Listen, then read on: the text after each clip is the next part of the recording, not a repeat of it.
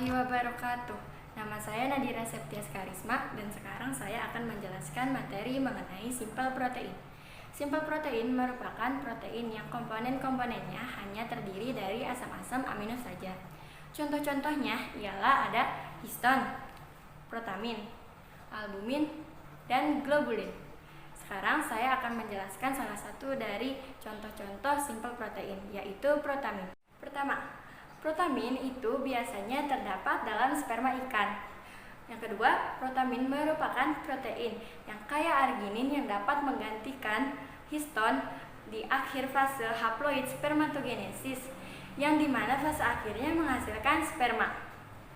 Lalu diyakini juga dapat membentuk kondensasi. Jadi bagian kepala yang terdapat dalam sperma itu merupakan hasil kondensasi dari protamin. Yang ketiga ialah protamin dapat larut dalam air dan amonium hidroksida. Yang keempat, protamin itu tidak dapat terkoagulasi oleh panas. Yang kelima, seperti yang sudah dijelaskan tadi, protamin itu kaya akan arginin dan juga lisin. Tetapi protamin tidak mengandung sulfur dan asam-asam amino aromatik. Sekian dari saya, materi selanjutnya akan dijelaskan oleh teman saya. Assalamualaikum warahmatullahi wabarakatuh. Nama saya Syafi Muhammad Fadli dan saya akan melanjutkan presentasi protein. Salah satu contoh simpel protein yaitu histon. Histon merupakan protein dasar dan basa lemah jika dibandingkan dengan protamin. Histon memiliki bobot molekul yang rendah dan histon larut dalam air. Histon tidak dapat dikoagulasikan dengan panas. Histon terdapat di asam nukleat sebagai ikatan nukleohiston dengan DNA. Jadi histon merupakan protein yang terletak di inti sel eukaryota dengan yang terbungkus dengan DNA. Kemudian akan membentuk struktur nukleosom. Ada 5 subunit histon yaitu H1, H2A, H2B, H3 dan H4. Subunit-subunit ini kaya akan asam amino yang bersifat basa dan bermuatan positif. Kemudian materi selanjutnya ada conjugated protein atau protein konjugasi. Tidak seperti simpel protein yang hanya memiliki gugus asam amino, protein konjugasi juga terikat dengan bagian non-protein. Ikatan yang terlibat yaitu ikatan kovalen atau ikatan lainnya seperti ikatan hidrogen, ikatan ionik, dan ikatan van der Waals. Jadi protein konjugasi memiliki 2 komponen yaitu komponen protein dan juga komponen non-protein. Untuk komponen non-protein disebut juga sebagai peristotic group. Contohnya lipid protein memiliki lemak sebagai perostatic group. Kemudian ada kromoprotein yang memiliki gugus kromofor sebagai peristotic group dan lain-lain. Sekian dari saya. Nama saya Faiza. Di sini saya akan melanjutkan materi tentang protein yang terkonjugasi. Nah, contoh-contoh dari protein yang terkonjugasi adalah lipoprotein, glikoprotein, nukleoprotein, dan juga metaloprotein. Nah, yang akan saya bahas pada kesempatan kali ini adalah lipoprotein.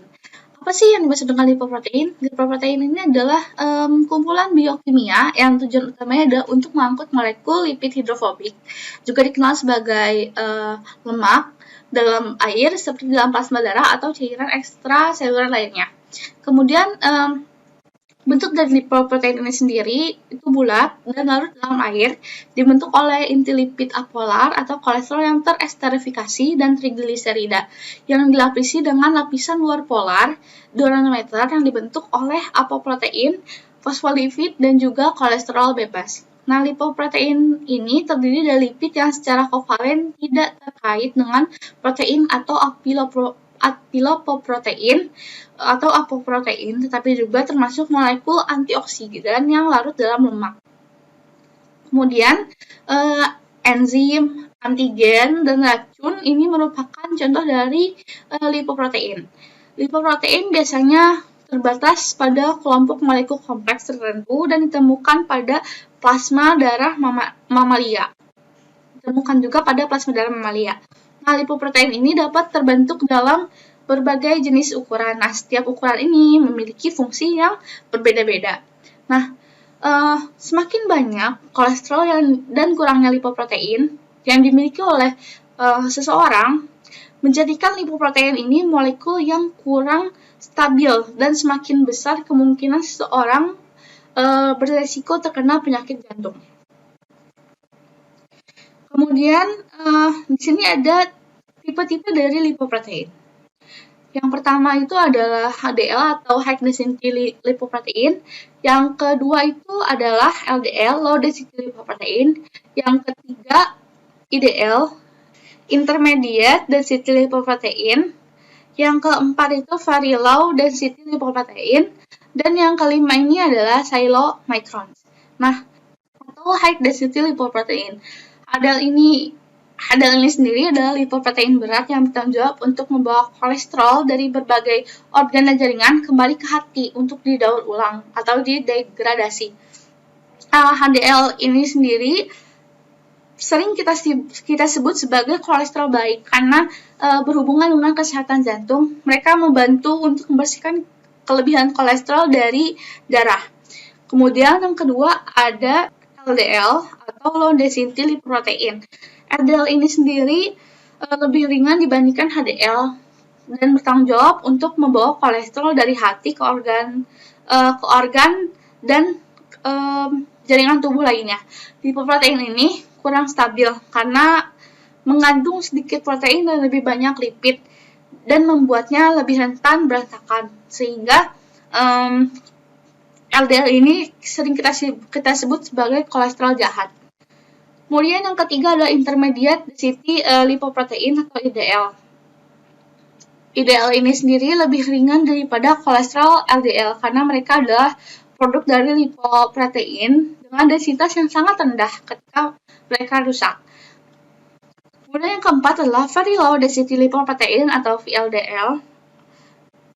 Ini termasuk ke dalam kolesterol yang sangat jahat. Dan yang terakhir adalah chylomicron. Chylomicron ini dibuat di usus halus dan bertanggung jawab untuk mengangkut trigliserida dari usus kecil untuk berbagai jaringan dalam tubuh. Sekian dari saya, terima kasih. Perkenalkan, nama saya Nikadek Aicha Ramayanti, absen 23. Saya akan melanjutkan presentasi mengenai contoh dari conjugated protein, yaitu glikoprotein. Glikoprotein yaitu protein yang mengandung rantai oligosakarida yang mengikat glikan dengan ikatan kovalen pada rantai polipeptida bagian samping. Fungsi glikoprotein yaitu membantu komunikasi antar sel dan transportasi senyawa-senyawa lain dalam tubuh. Selain itu, glikoprotein berfungsi sebagai reseptor untuk senyawa, misalnya hormon, protein transport, dan tempat pelekatan sel. Glikoprotein sendiri terletak pada musin kelenjar ludah, hati, dan tendon. Kita akan mengenal proses glikolisasi, yaitu modifikasi CO translation dan post translasi, yaitu reaksi di mana karbohidrat akan melakukan donor glikosil, melekat pada hidroksi atau kelompok fungsional lain dari molekul lain yang disebut sebagai aseptor glikosil. Presentasi akan dilanjutkan oleh teman saya. Nama saya Ryan dan saya akan menjelaskan tentang protein turunan atau derived protein. Kita mendapatkan derived protein dari menghidrolisis secara parsial atau sempurna suatu protein simpel atau protein terkonjugasi dengan melakukan penambahan asam, basa, panas, atau penambahan enzim. Protein turunan dibagi menjadi dua tipe. Tipe pertama merupakan primary derived protein, yang kedua adalah secondary derived protein. Primary derived protein merupakan protein yang terdenaturasi. Kita bisa mendapatkan di salah satu dari tiga hasil ini. Pertama, protein terkoagulasi, kedua protein, ketiga metaprotein. Saya tidak akan membahas tentang secondary derived protein, melainkan saya akan fokus membahas tentang denaturasi protein dan koagulasi protein. Denaturasi adalah suatu proses di mana suatu protein kehilangan struktur quaternary, tertiary, dan secondary-nya, yang mana ada pada keadaan native state-nya. Dengan menambahkan asam atau basa, lalu menambahkan garam seperti NaCl, lalu kita juga bisa menambahkan organic solvent seperti alkohol untuk denaturasinya. Perlu diingat bahwa denaturasi tidak mematahkan peptide bonds, jadi susunan asam amino pada suatu protein akan tetap sama, hanya saja yang tadinya proteinnya terlipat menjadi lebih lurus. Karena ikatan yang membuat dia terlipat itu sekarang sudah patah setelah terdenaturasi. Koagulasi protein. Koagulasi bisa didefinisikan sebagai perubahan wujud atau mungkin struktur dari protein seperti padat dan semi padat. Perubahannya bisa terjadi karena adanya panas atau enzim. Koagulasi ini sifatnya irreversible atau tidak bisa kembali seperti bentuk semulanya. Albumin dan globulin merupakan contoh protein yang dapat terkoagulasi.